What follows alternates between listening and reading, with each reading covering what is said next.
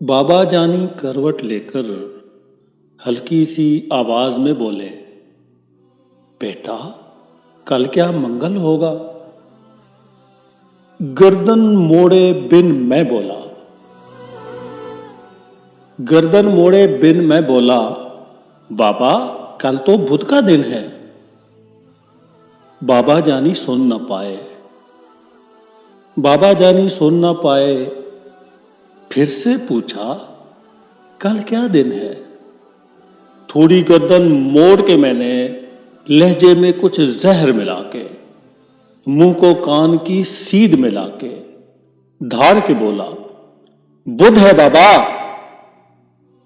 आंखों में दो मोती चमके, सूखे से दो होंठ भी लर्जे, लहजे में कुछ शहद मिला के बाबा बोले, बैठो बेटा, छोड़ो दिन को दिन है पूरे, छोड़ो दिन को दिन है पूरे, तुम में मेरा हिस्सा सुन लो, बचपन का एक किस्सा सुन लो।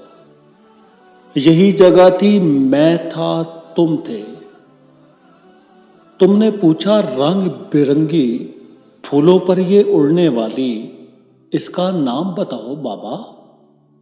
गाल पे बोसा देकर मैंने प्यार से बोला, तितली बेटा।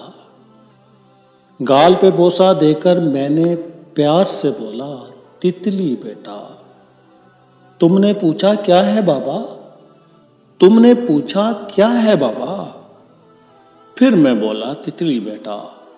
तितली तितली कहते सुनते एक महीना पूरा गुजरा।